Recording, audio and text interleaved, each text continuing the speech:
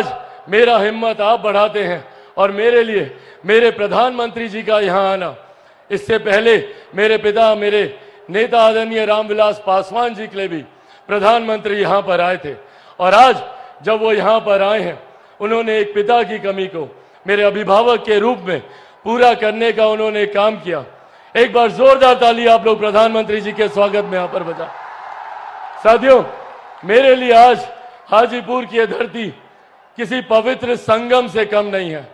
आज यहाँ पर 3 ऐसी मजबूत शक्तियां मौजूद हैं जिन्होंने मेरे पिता के जाने के बाद मेरे कठिन समय में मुझे संभालने का काम किया, मेरा संरक्षण करने का काम किया। भले वो मेरी माता रीना पासवान जी हो, मेरे प्रधानमंत्री आदरणीय नरेंद्र मोदी जी हो, और आप सब हाजीपुर की महान जनता, आप लोगों की वजह से ही आज चिराग पासवान का अस्तित्व है। आप लोगों की वजह से ही आज चिराग पासवान आप लोगों के बीच मौजूद हो पाया।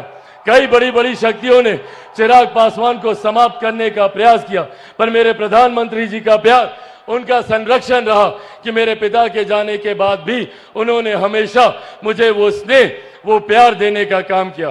साथियों, आज ये राजनीतिक मंच नहीं है, मेरे लिए आप सब परिवार के सदस्य की तरह हैं। ज्यादा राजनीतिक चर्चा ना करते हुए मैं बस ये आग्रह करने आया हूं कि हम सबको इस बात का ध्यान रखने की जरूरत है कि कौन सही मायनों में हमारे लिए कार्य कर रहा है, कौन दिन रात मेहनत कर कर हम लोग को मुख्य धारा के साथ जोड़ने का काम कर रहा है। एक तरफ हमारे प्रधानमंत्री आदरणीय नरेंद्र मोदी जी हैं। आज जब यहाँ पर इतनी भारी संख्या में महिलाएं मौजूद हैं, पहली बार देश में एक ऐसे प्रधानमंत्री आए जिन्होंने आपके सम्मान की चिंता करते हुए शौचालय का निर्माण करने का कार्य कराया, आपके लिए उज्ज्वला योजना देने का काम करवाया। मैं चाहता हूं एक बार जोरदार ताली तमाम महिलाएं हमारे प्रधानमंत्री जी के लिए बजाएं। आज पहली बार देश में एक ऐसे प्रधानमंत्री जिन्होंने इस बात की चिंता की कि अगर घर पे कोई बीमारी आए तो वो व्यक्ति अपनी जमीन जायदाद गिरवी ना रखनी पड़े, महिलाओं के जेवर को बेचने की नौबत ना आए। प्रधानमंत्री जी ने आयुष्मान योजना के तहत 5-5 लाख रुपए का मुफ्त इलाज हर गरीब परिवार को देने का उन्होंने प्रावधान बनाया। आज देश की, दुनिया की सबसे बड़ी गरीब कल्याण की योजना जिस पर हम सबको गर्व होता है, और इसका श्रेय मैं मेरे नेता, मेरे पिता आदरणीय रामविलास पासवान जी को भी दूंगा। प्रधानमंत्री जी जानते हैं, उस वक्त उनका खुद का स्वास्थ्य खराब था, पर प्रधानमंत्री जी की सोच को धरातल पर उतारने के लिए प्रधानमंत्री गरीब जन कल्याण अन्न योजना के तहत आज भी देश में 81 करोड़ लोगों को मुफ्त में राशन दिया जा रहा है। ये सोच हमारे प्रधानमंत्री आदरणीय नरेंद्र मोदी जी की है। जहां हमारी सरकार ने सरहद से सीमाओं को सुरक्षित रखा, अंतरिक्ष के माध्यम से विकास के कार्यों को गति दी, जहां किसान सम्मान निधि के माध्यम से हर गरीब, हर मजदूर की चिंता करने का प्रधानमंत्री जी ने कार्य किया, तो वहीं आज भी कुछ विपक्षी दल के नेता हैं जो आप लोगों के बीच, हम लोगों के बीच घूम घूम कर भ्रम फैलाने का कार्य कर रहे हैं। कौन है ये लोग? ये वही लोग हैं जो 90 के दशक में लाठी में तेल पिलाने का काम करते थे।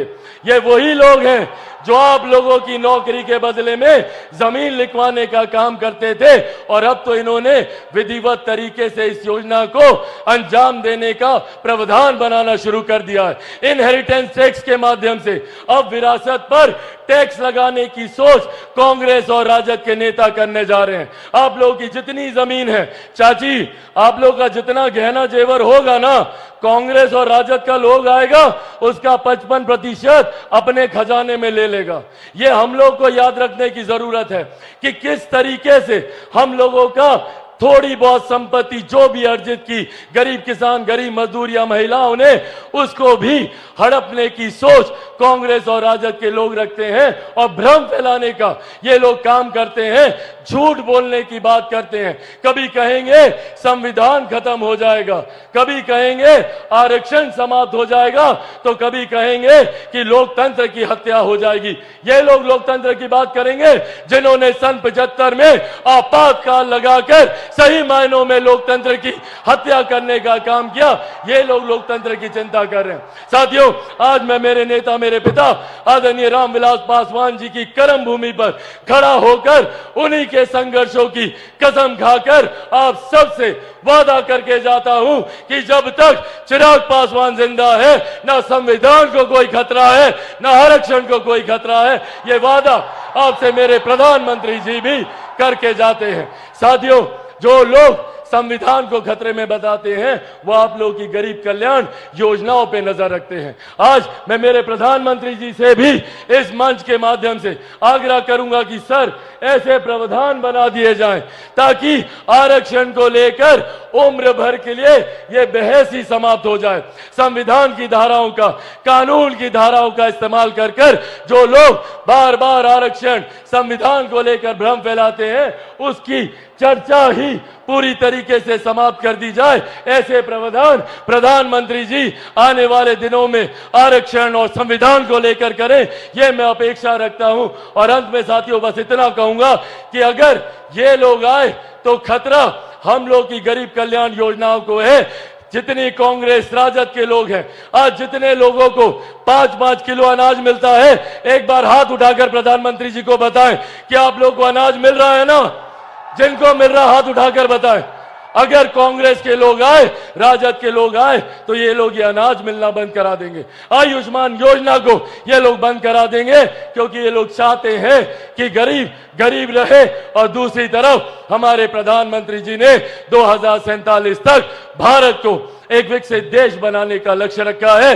आइए हम सब मिलकर प्रधानमंत्री जी के इस लक्ष्य में अपना महत्वपूर्ण योगदान दें। और एक बार अंत में जोरदार ऐसी ताली बजाइए कि हम सबको, प्रधानमंत्री जी को हम सब विश्वास दिला सकें कि बिहार से 40 की 40 सीटें हम लोग प्रधानमंत्री जी को देने जा रहे हैं। जोरदार ताली से आदरणीय प्रधानमंत्री जिंदाबाद।